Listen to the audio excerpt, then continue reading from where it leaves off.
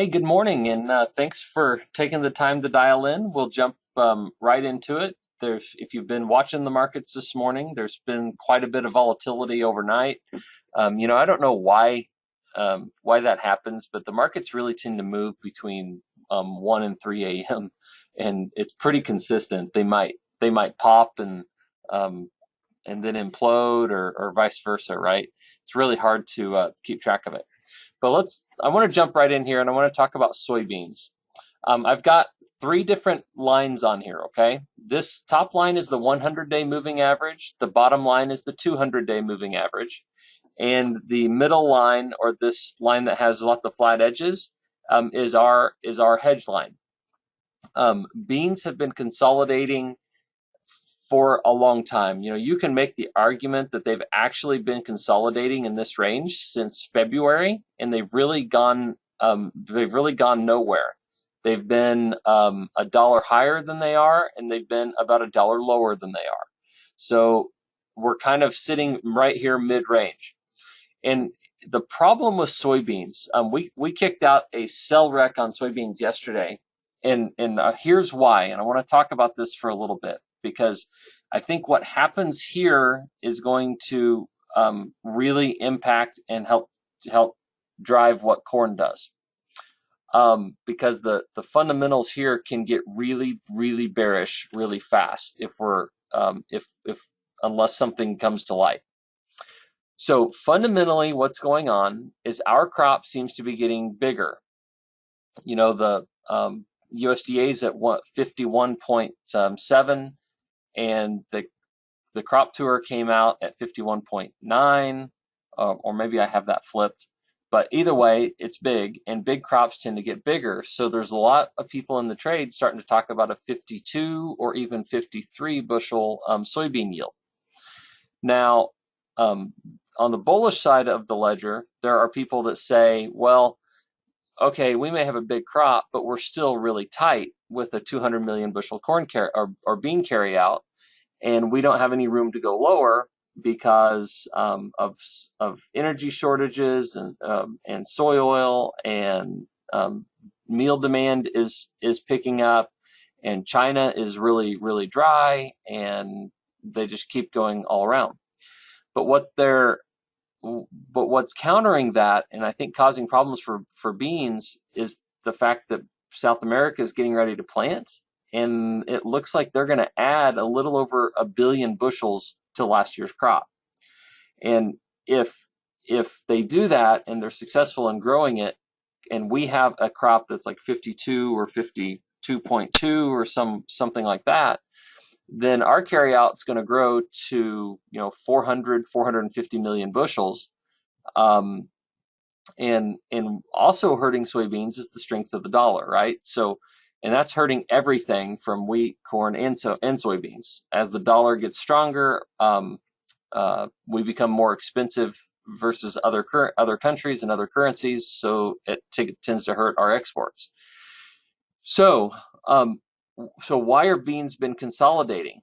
Well, it's because we've been really short and there's no reason for them to break yet. But if they do, let's look at what the targets could be, okay? Last week, I was hoping that this count would be null and void, that we would have a 1 up, a short A, B, C, and something would come to light that would just drive us much higher. And if that count was right, then we should be up into this top end of the range.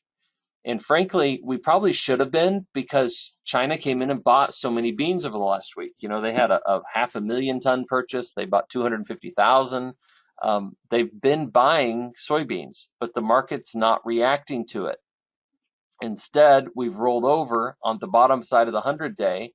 We've failed to take out any of this prior resistance, and now we're trading below our hedge line and coming right back down to the 200-day.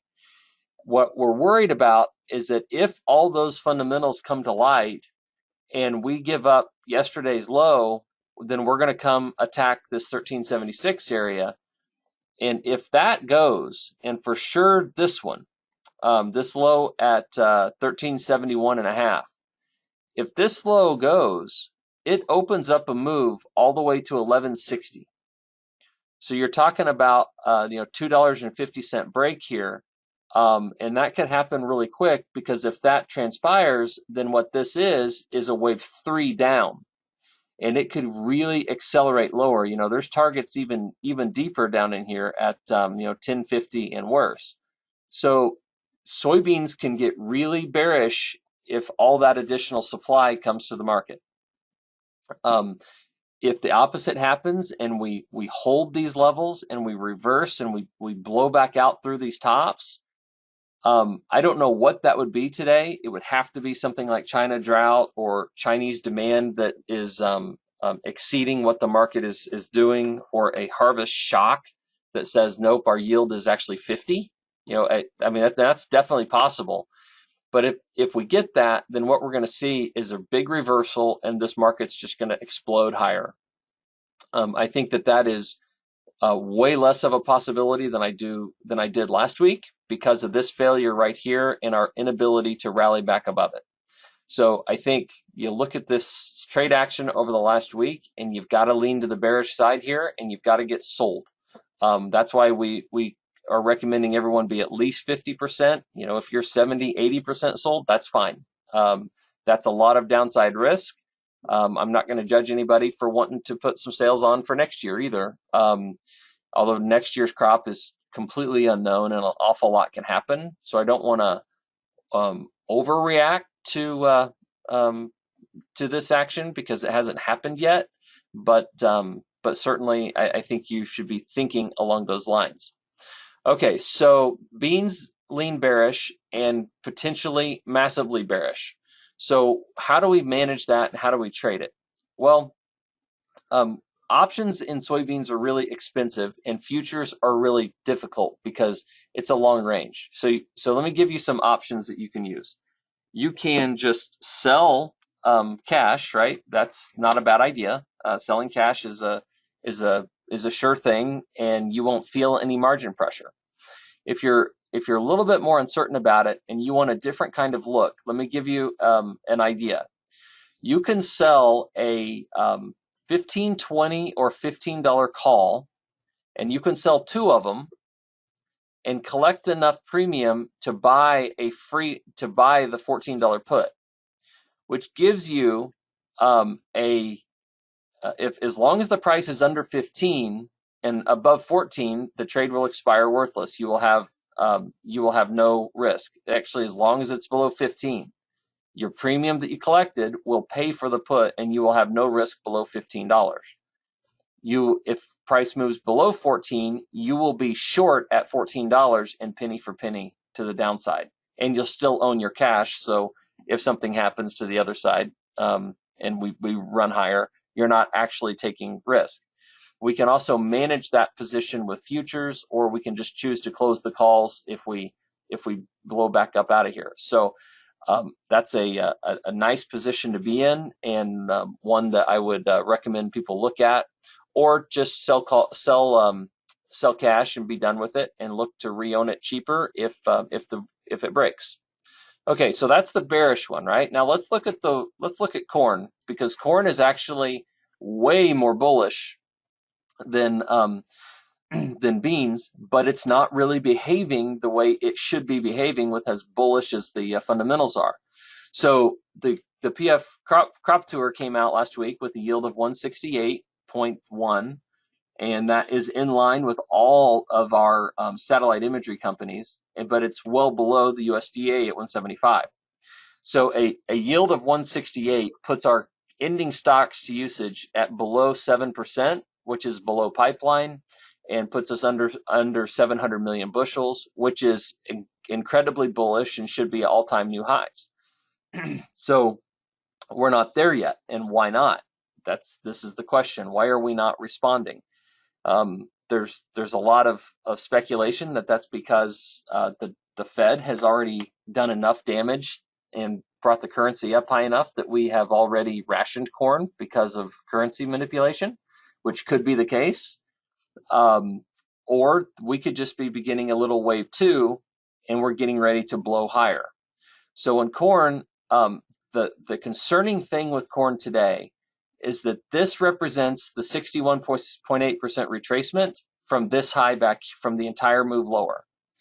And um, we've also been unable to close up into this 685, 89 range, which is below this little swing low right here that happened back in June. So the inability to hold that right at this key Fibonacci number leans bearish, because the alternative count here is that this is just a pullback in a downtrending market, and we could easily, that could, well, not easily, but that could reverse itself and push us down into new lows all the way back down to the 550 level. And there's a lot of analysts that think that that's more likely than not because of this failure right here, and the fact that we've been unable to really just gain tons of traction. Now, the opposite, the other side of corn is that is really, really bullish. And if that's the case, then this is going to be a 2, and we're going to reverse it and blow up out of here. And if that's the way it is, then you don't want to be caught short with it. So what do? Well, if beans continue breaking, you got to sell corn because it's going to drag it with it. Okay, I don't see any scenario where corn just blows higher and beans collapse to $10. I think that is completely unlikely. So we got to stay on our toes. And I think if you're nervous about it, I think most of you have some sales on the books, then it's okay to go ahead and sell some. Your basis is really, really good. So you should be looking at, especially across Kansas, you should be looking, 750 cash or something like that. So you've got really good levels. Go ahead and sell it. And if we do break lower and this turns into a 2, we'll take a risk and we'll try to re-own it. I think if the corn crop is that low, then early next year we're going to be at all-time highs because we'll just simply be too tight. There'll be too much pressure to grow a huge corn crop if we are that tight. And if we're lower, then something has manifested itself that we're unaware of yet. So right now, I think it's all about soybeans, and corn's going to follow it in the short term. And if that's too much risk for you, then you should hedge corn and you should move yourself to some sort of a sold position. Okay, now let's talk about wheat. Let's pull up the wheat chart. Okay, WEZ. I'm going to switch to December wheat here. Here we are with wheat. We've been in this consolidation area here since mid-July. We are trading below the level at which before the war hit early last year, and we've been unable to break above it. So 2 weeks ago, we had a breakout to the downside, which took out all the prior lows, and we immediately reversed and went right back to the top of the range, making this a false breakout. Early this week, we broke out the top side of the range, and now today we're back down inside the middle of it. So wheat has been unable to hold this 895 level, which is a really critical point for it to be a false breakout. And it's trading back to the mid-range, and it's a 50-50 ball from here. At this point, I don't think there's any compelling reason for it to go up or down. I think it's just going to keep getting banged around, and which puts soybeans back front and center, because if they continue to sell off and they do break, then I'm going to guess that drags everything back down with it. So what do we do with wheat? Well, options are prohibitively expensive. The at the money December options are like 65 cents, and if you get out to next July, they're like 85 or 90 cents. So it's going to be very difficult to make any money with options. So I think cash sales are your best bet with wheat. But I don't want to get too aggressive with that while we're sitting here in this range, because certainly we could turn around and move higher. So think about corn. If corn is as short as we think it is, then wheat is going to get fed, which is going to provide support for it. So its downside is really pretty limited as long as the corn crop is small. If the corn crop gets bigger and we have a bearish surprise, then wheat's going to go with it because it has no reason to go up on its own, at least this point. What are some other factors that could really change it? Well, the dollar rolling over and heading much lower. But the Fed is fighting that, and I don't think that that's a real likely scenario just based on what they're doing. Okay, last chart I want to show you before we're done today is I'm going to pull up the oil chart. Here it is. This is crude oil, and this is not good for corn either. Honestly, with crude oil's day yesterday, corn held in extremely well off of this action. I mean, the peak was 97.64, and the bottom was $90.54. That was an extreme move, and this morning we have follow through back down to the downside.